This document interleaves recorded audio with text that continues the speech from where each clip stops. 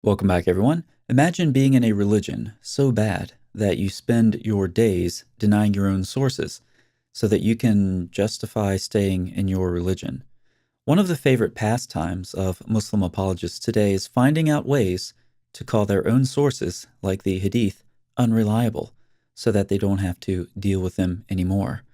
But what's the problem with the Hadith anyway? It's there we find this great story about Muhammad getting bewitched by a hairbrush and a hilarious quip about what makes a child resemble a parent. At least I think that was meant to be a joke.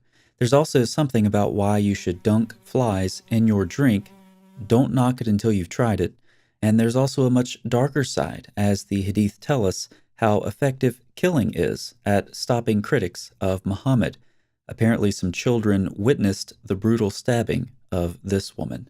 By the way, it seems in the modern period that Allah has struggled to come up with a plan B for combating criticism of Muhammad, since it's rampant on the internet and resulting in an avalanche of apostasy. But as always, as I've said, the best criticism of Muhammad comes right from the Hadith, like the one about Muhammad's severe forgetfulness problem. This is ironic since the early Muslims were supposed to be magnificent memorizers. Speaking of that, I guess we should ignore the fact that Muhammad drew a parallel between his forgetfulness and the forgetfulness of his companions, the ones who were supposed to memorize the Quran. More problems with the Hadith could not possibly include Muhammad's rock-bottom moral standards, where he had sex with slaves, combined babysitting with sexual intercourse, said horrible things about women, did not defend women against domestic abuse, and had this weird thing about trying to get women to breastfeed adult men. Along with his rock-bottom moral standards, Muhammad also had rock-bottom sanitation. But the inner hidden beauty of these hadith is that I could take all of these examples and present them to you 20 different ways and make it entertain you each time while still exposing some perpetual problems with the religion of Islam. Let me illustrate with a couple of brief examples. I could say Muhammad had this bizarre theory that a fly wing contained the cure for a disease, which makes me wonder if that could cure the diseases he must have had after having sex with so many women. Or to use another example, I could say I should criticize the treatment of the Muslim women. Nobody suffers worse than they do. However, I probably should have considered other unbelieving women like the ones who got stabbed to death for insulting Muhammad. Touché. Let's do just one more example. I could say Muhammad cautioned his followers about the lack of sense women have. Of course, this is coming from someone who thought that women breastfeeding adult men would eliminate sexual tension and that babies resemble the parent who orgasmed first. So consider the source. You want another one, don't you? I feel like we should just stop now and get on with the video. However, I did just get the 5,000th email about yet another person being brutally tortured and killed for criticizing Muhammad. So let's do one more.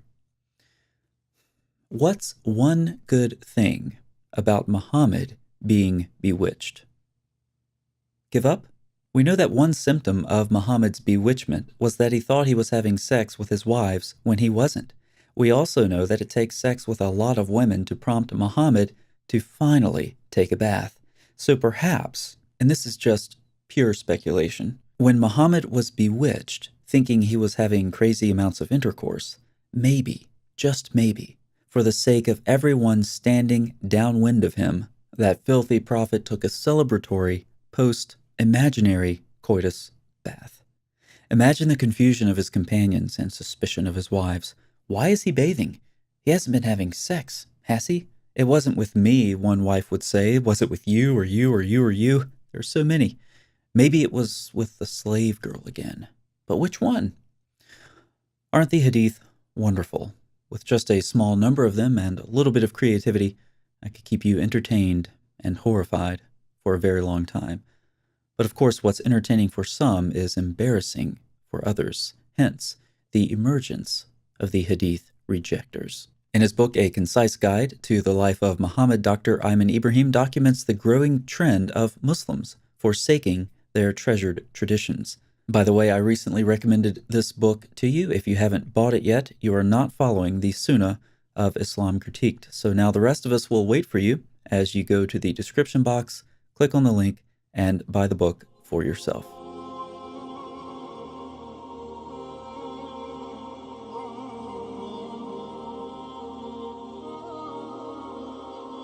Great job. You'll thank me later. Dr. Ibrahim grew up in a Muslim-majority country as a native Arabic speaker and would know this from experience. For centuries, Sunni Muslims did not dare to question the Hadiths, especially those compiled by Bukhari. In fact, there is a popular saying in the Arab world, "Are you faulting Bukhari?" For many Muslims today, the answer to this question is yes. But why? Here's the irony. Muslims began to read the Hadiths for themselves. Many questions arose due to the unrealistic nature of some Hadiths or the unfavorable way they presented both Islam and Muhammad. This, among other factors, resulted in a growing number of Hadith rejectors. Even in the heartland of Islam, the Middle East and North Africa, the news of Hadith rejectors is now a growing trend. When Muslims read their own sources, they are increasingly rejecting them. And as we know, in many cases, they're eventually choosing to reject their religion altogether. This is what happens when Muslims encounter Muslim sources. Alternatively, some try to hold on to their traditions, rejecting only those that are most embarrassing or radically reinterpreting them to save their prophet and his God, to the extent that there's a difference from further embarrassment. Professor Ibrahim has a lot more information about the Hadith rejectors in his book. I'll leave that reading to you, except for one thing. On page 164 of his book, there's a footnote with some references that I didn't know were translated into English. When I saw the footnote, I circled it because I knew I had to do a video on at least one of them. That's why I wrote video. I'm really cryptic like that. Imagine a book on medicine compiled from the Hadith of the Prophet Muhammad translated into English. Who says Christmas only comes once a year? In the description box, you'll find a link to download one of those masterpieces. I'm just going to take you on a brief tour here through some random fun facts. The page numbers I cite are from the PDF itself, so you'll easily be able to find these references. First of all, let's learn how to be smart. Muslim has transmitted the Hadith that the Prophet, blah, blah, blah, blah, blah, was very fond of dried pumpkin. He also reported that he, blah, blah, blah, blah, blah, once said, "Let them have pumpkins, for they stimulate the intellect and the brain." Either Muhammad is completely wrong, or he didn't eat nearly enough pumpkin. Now, as you might expect, there's a lot of concern for sexual potency in this magnificent book of medicine.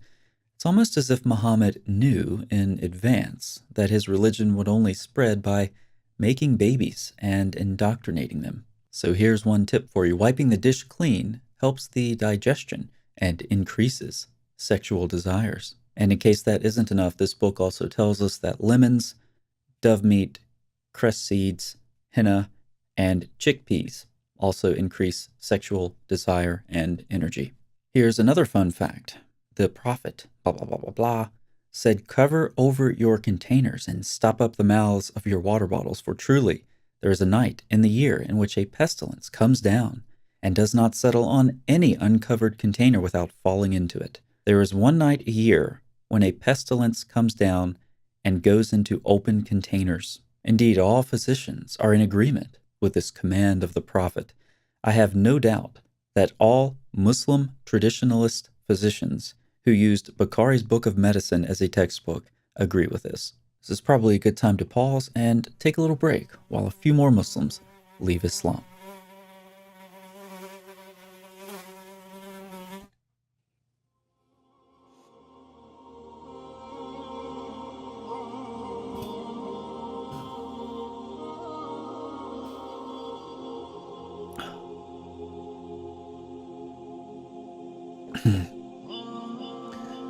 Now let's talk about paralysis and freckles.